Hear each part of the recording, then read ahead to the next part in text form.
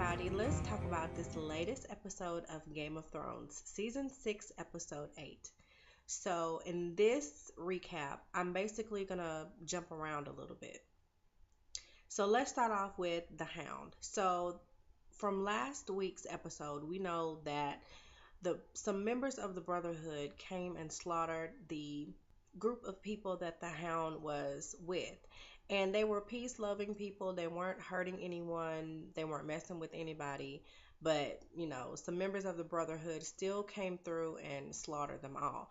So, the Hound from last episode, the last thing we saw him do was pick up an axe. So we already knew that he was going to get a little revenge, okay?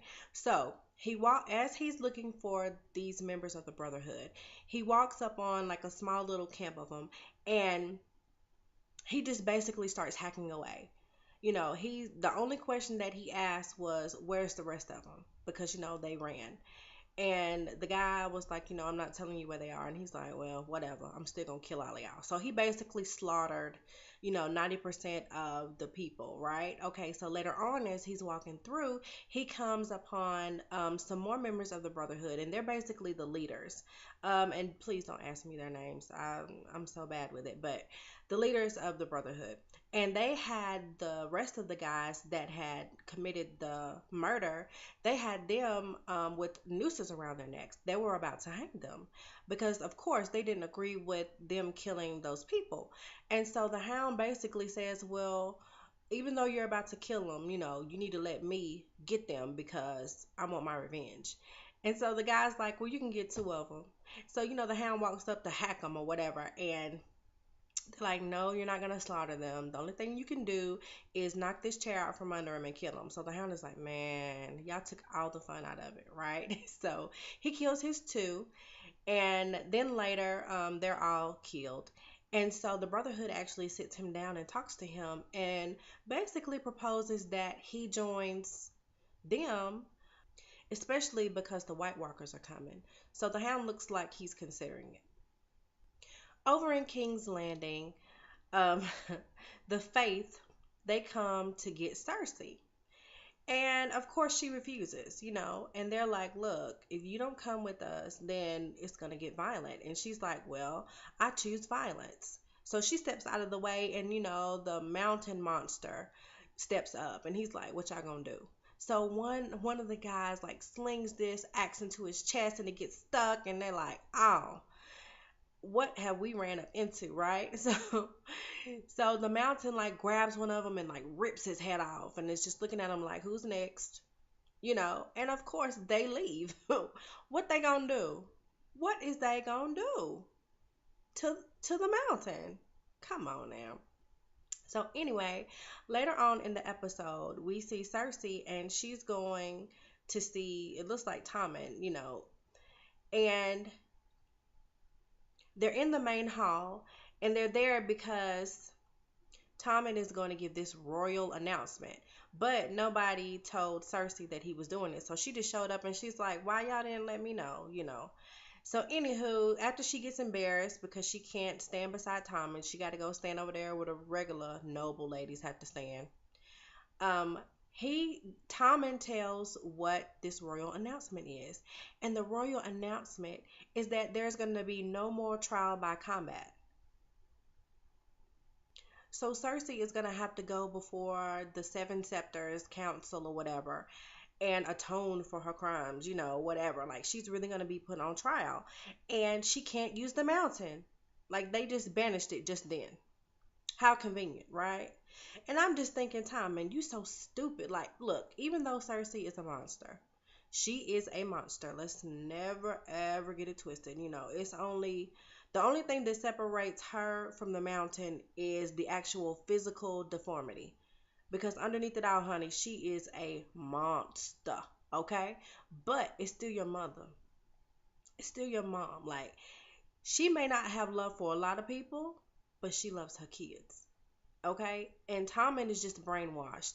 And I just wanted to slap him in his face because I'm thinking, what you think gonna happen to your mama when she go on trial?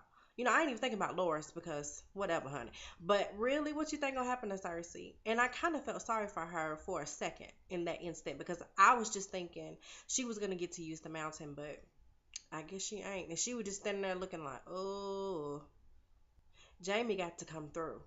Now it's all laying on Jaime now to get this army together to storm in and save the day. We just waiting on Jaime to get back. So speaking of Jaime, in this episode, he's still at River Run, still trying to get the Blackfish to surrender. And Podrick and Brienne, they get there to the camp.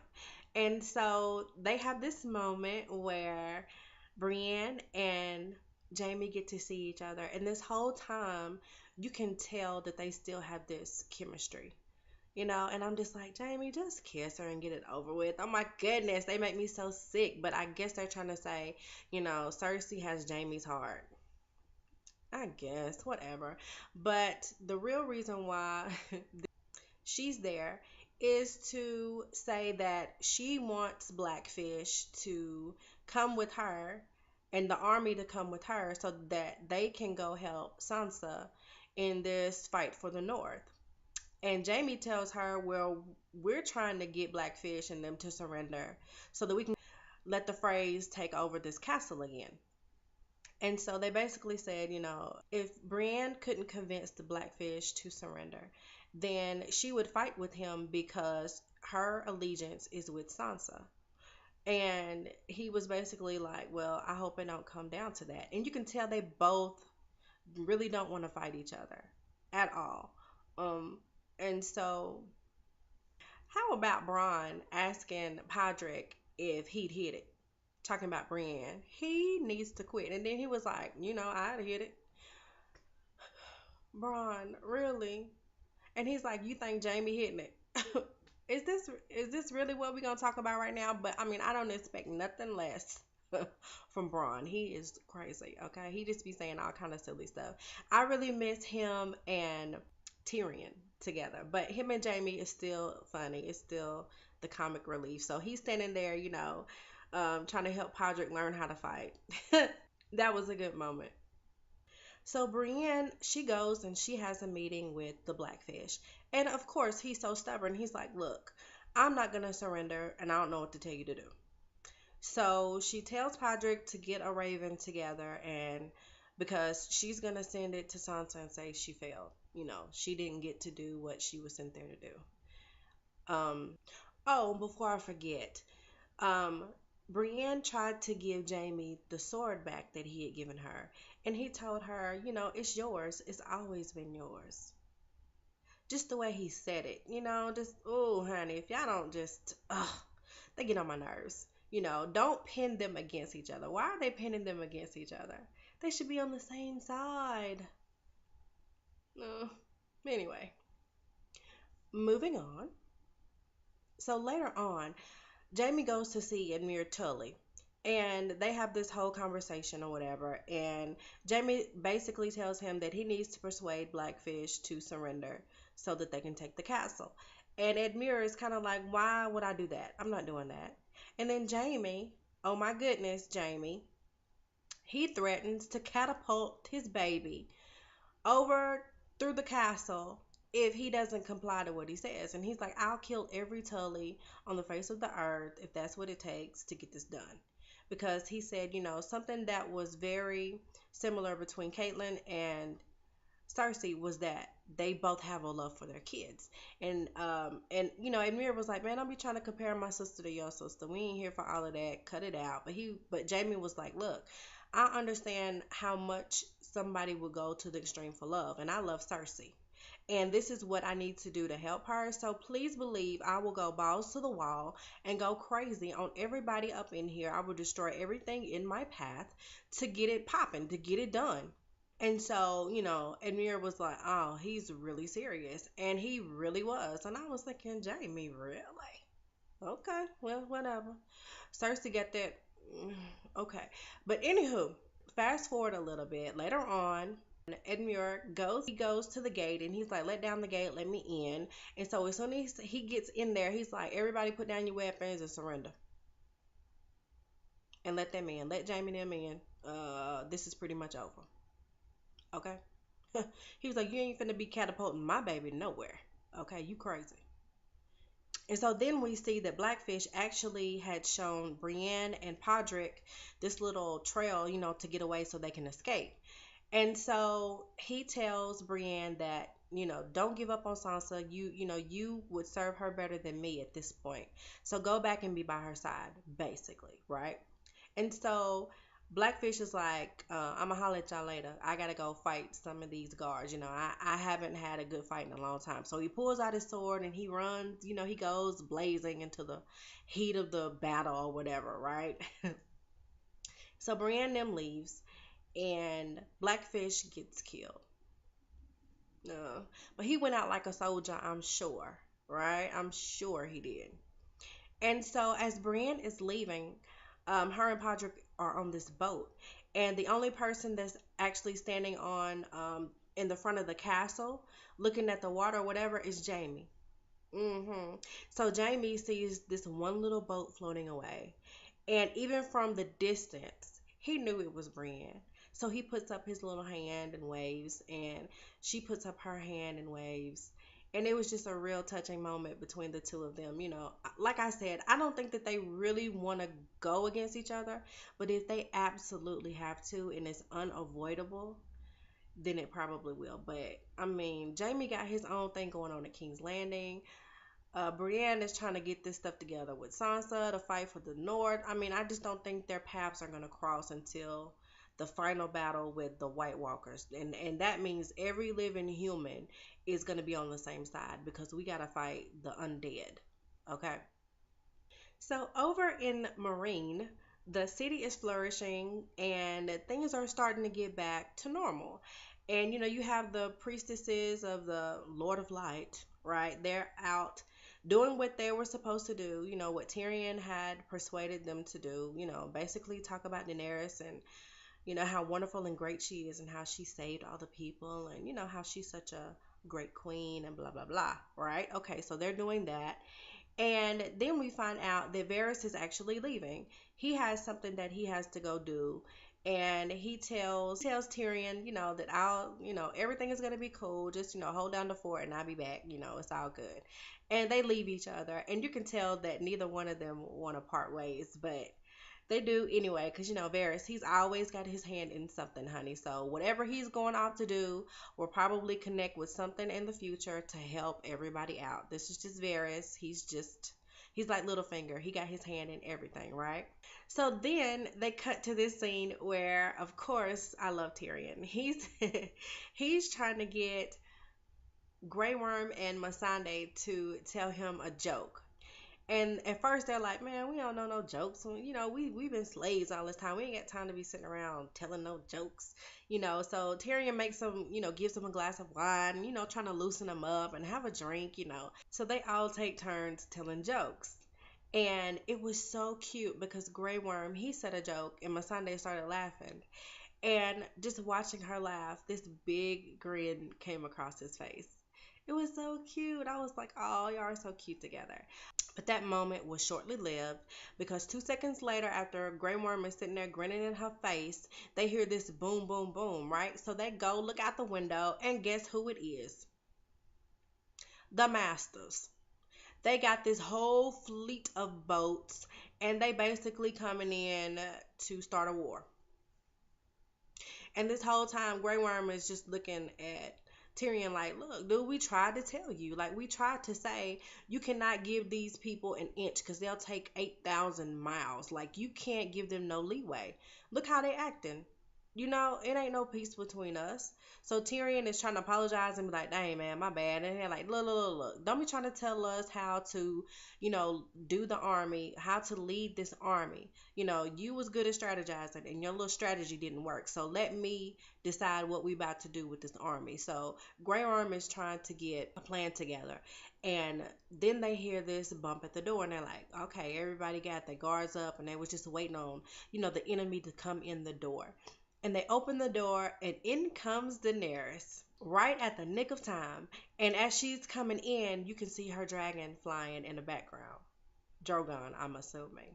And I'm like, oh, it's all good. Like, we all good now because, I mean, Daenerys is back. Okay, Drogon is back. The other two dragons, I'm assuming, are still there. The masters are about to go down. Like they finna get burned in the water. It's over. Daenerys is back. And I'm all here for it. What we finna do next?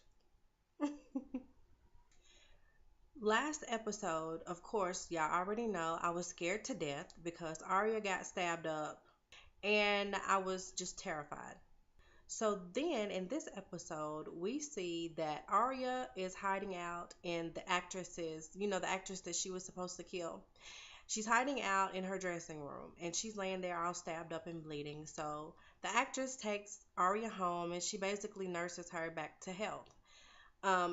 But she gives Arya something to drink to knock her out so that she can sleep and heal a little better. And so later, Arya is jolted awake because she hears this loud clanking noise. And when she gets up and she goes to look, it's the actress lady. She's all broken up, like she fell, and she's dead, basically. And of course, you know who did it, the hater. Okay, I would never say her name because all she is to me is a hater. Okay, so anywho, so the hater has killed, the actress lady who had took Arya in and nursed her back to health. So Arya starts, she just breaks down and starts running from her. So Arya is running through town and, just trying to get away from her. And she runs so far that she trips and falls down this whole flight of steps. And it took her so long to get up. And I'm like, oh, please, Arya, get up, girl. And so Arya finally gets up and she still runs or whatever. So she runs into this, it looks like a little room or whatever. And she's just, sitting there hunched over. And, the hater, she's like, we were supposed to kill somebody, but you didn't kill him. So now your name was on the list and I got to kill you. So Arya reaches up under her little bed. Of course, this must have been her room because Needle was there. So Arya puts Needle like right in her face. You know what I mean? And she closes her eyes and she cuts the candle out. So it's completely dark. And then they cut away from it. And I'm like, oh my goodness, what happened? What happened? What happened? Okay. So then they cut to the temple that Jack and Hagar is in, right? So he's walking through the little temple or whatever, minding his own business. And he sees this trail of blood that's going into, the room where they keep the faces. And as he's looking, he's following the blood trail. It leads up to a face. And it's the face of the hater. So immediately I'm just amped. I'm like, see, I told you, man, y'all don't need to mess with Arya. Who y'all thought she was? Okay, so anyway, so Arya walks up and, real gangster, like she is, okay? And she's like, so you told her to come kill me, huh? And he was like, finally, the girl is no one. And she was like, man, if you don't get out of here with all that, look, I'm Arya Stark. And I got some things I need to go do, okay? I got some revenge I need to go seek and some people I need to kill. What you mean? So she basically was telling him, look, you sent me out to kill somebody, right? So I killed somebody. And here go her face. Okay, you can add it to this little, collage of faces you got up in here. But I'm going home. Okay, and I'm going to need you to not be on my back about it. Okay? And right at that moment, I picked up my phone and I went to my Twitter, of course, and I typed, Arya killed that hoe in the dark. Now put some respect on her name. I meant that. So I'm really excited to see what happens on the next episode. And I will see you guys next week. If I forgot anything, please drop it down in the comments. And, come on, let's have some dialogue. All right, I'll talk to you guys later. Bye.